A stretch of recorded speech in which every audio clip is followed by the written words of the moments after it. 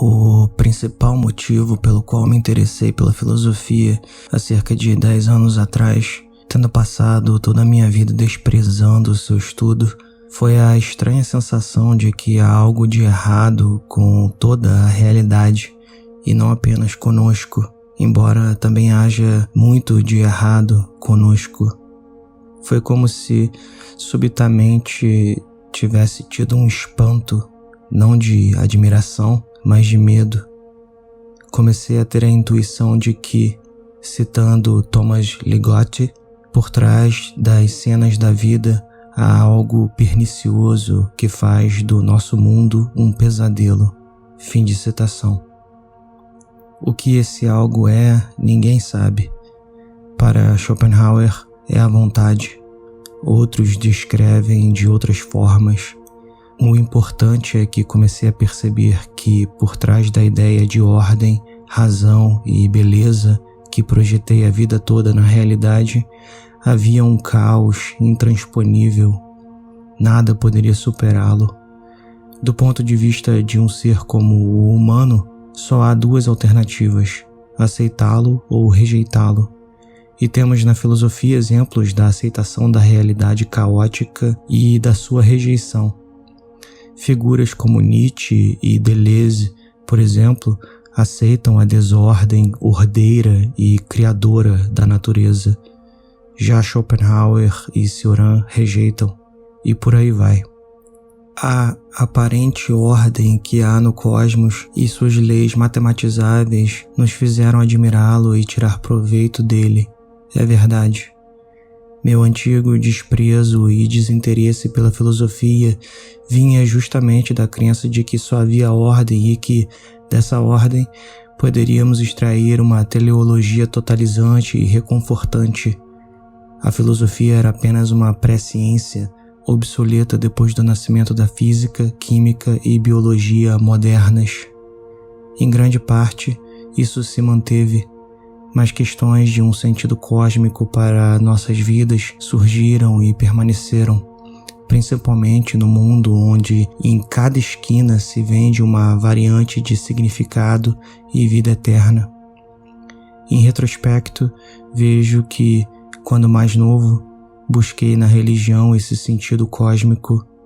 A ideia de lei natural, de ordem, está toda ali, principalmente numa religião como a católica, mas não só nela.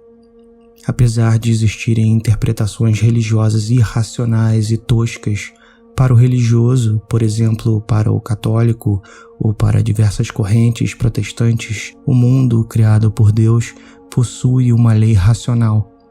Deus não intervém a cada instante na sua criação.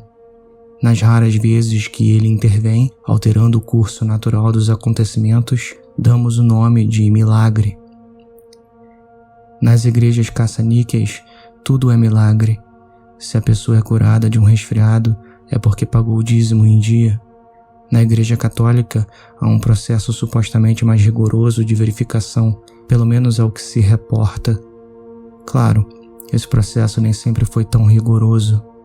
O rigor tornou-se necessário para não atribuirmos santidade a pessoas que não são, de fato, santas. Isso tudo porque, no catolicismo, os santos intercedem a Deus pelos vivos. É Deus quem faz o milagre, não o santo. Mas, segundo a crença, os santos, no céu, seriam capazes de apelar a Deus e Ele, na sua misericórdia e sabedoria, concederia milagres. Nas décadas de 1980 e 1990, era comum ver nos principais canais de televisão reportagens sensacionalistas sobre assombrações, discos voadores e, claro, curas milagrosas.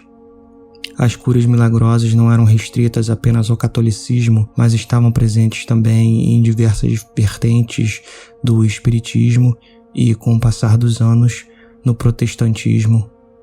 Recentemente, porém, notei a ausência de algumas coisas nesses relatos. Por exemplo, há uma ausência de casos de curas milagrosas considerados verdadeiramente inexplicáveis pela ciência quando se tratam de doenças como glioblastoma e doença do neurônio motor, mais conhecida como esclerose lateral amiotrófica, ou ELA. Glioblastoma ou glioblastoma multiforme é um tipo de câncer no cérebro considerado raro e, na vasta maioria dos casos, idiopático, isto é, sem causa conhecida. Mas ele é muito mais comum do que se pensa. Já conheci 2 pessoas que morreram de glioblastoma, pessoas que, por sinal, tinham hábitos de vida muito mais saudáveis do que os meus. Um rapaz, amigo de amigos meus, com 20 e poucos anos, foi a primeira pessoa que conheci que teve o azar de desenvolver esse tipo de tumor. A segunda pessoa é minha prima, e ela morreu há menos de 1 mês.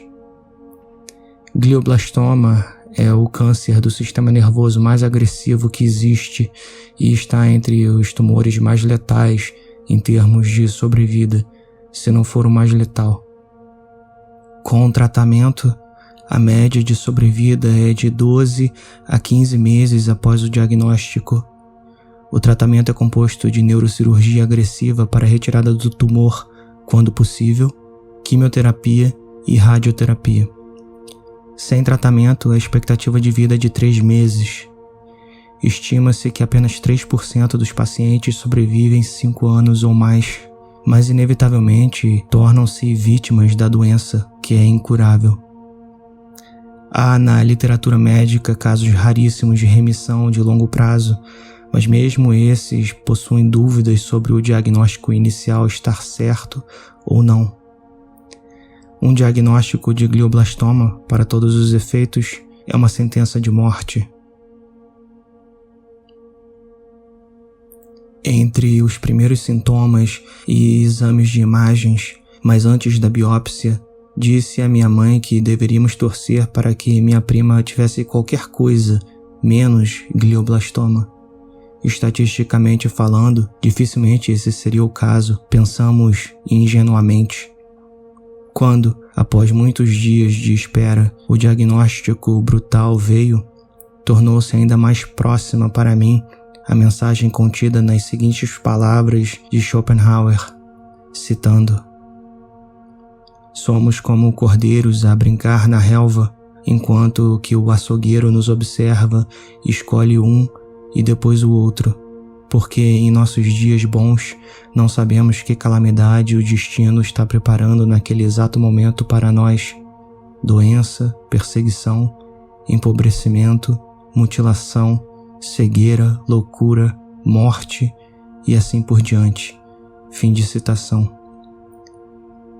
Embora diagnósticos de condições neurológicas raras sejam, por definição, escassos, este ano ouvi de um neurologista que eles, neurologistas, veem muitos filmes de terror e que, por isso, sentem a necessidade de passar exames que descartem ou confirmem logo o pior, ainda que o paciente dificilmente esteja acometido pelo pior. Conversando com meus pais no ano passado, disse a eles algo parecido. A vida é como um filme de horror. Uma hora está tudo bem e, de repente, tudo é transformado para o pior, sem a possibilidade de saída, salvo um verdadeiro milagre. A doença do neurônio motor, ou a ELA, é também considerada rara. Porém, ela é mais conhecida do público em geral do que o glioblastoma, principalmente por conta do desafio do balde de gelo de alguns anos atrás, além de ter sido a doença que acometeu o físico Stephen Hawking durante a maior parte de seus 76 anos. Contudo, casos como o de Hawking são raríssimos. Aliás, ele é o paciente que viveu mais tempo com a doença após o diagnóstico. Assim como com o glioblastoma, a vasta maioria dos casos de ELA, mais de 95%, são considerados idiopáticos. A doença simplesmente não tem causa conhecida. Uma minoria dos casos possui causa genética. A maioria dos pacientes de ELA morre de 3 a 5 anos após o início dos sintomas. Apenas 10% ou menos chegam a 1 década. Apesar da raridade, a ELA é a 3ª doença neurodegenerativa mais comum. A condição afeta tanto os neurônios motores superiores quanto os inferiores, o que significa que, aos poucos, mas progressivamente o indivíduo perde os movimentos voluntários e involuntários. Aqueles que conseguem viver mais tempo invariavelmente necessitam de respiração e alimentação artificial. Em alguns casos, até os músculos que movimentam os olhos são afetados, trancando a pessoa dentro de si. Uma parte dos pacientes também acaba sofrendo de demência nos estágios finais da doença. Na internet, há relatos anedóticos e, na maioria dos casos, risivelmente fabricados de pessoas que tiveram o glioblastoma curado por intercessão divina. No caso da Ela, a situação é ainda mais escassa, dada a raridade e característica avassaladora da condição. Há condições tão horripilantes em termos de prognóstico que é mais fácil encontrar pessoas alegando terem sido curadas delas tomando suplementos alimentares altamente duvidosos do que relatos de cura pela fé. É como se nem Deus quisesse chegar perto dessas chagas e só restasse o charlatanismo mais rasteiro. Enquanto a ciência ainda não consegue nem discernir a causa da maioria dos casos de doenças assassinas de milagres, como o glioblastoma e a Ela, resta-nos atuarmos no teatro macabro da vida real.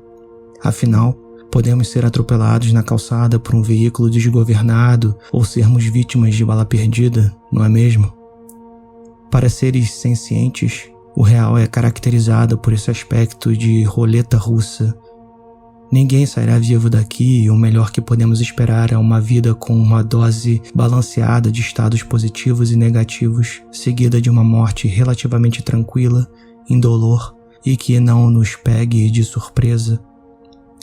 Descrever a vida sem ilusões é descrever uma condição verdadeiramente apavorante. É daí que vem o horror fati, ou horror ao destino, que o filósofo Júlio Cabreira define como sendo, citando, o espanto diante de uma força destruidora da qual não podemos nos livrar. Fim de citação.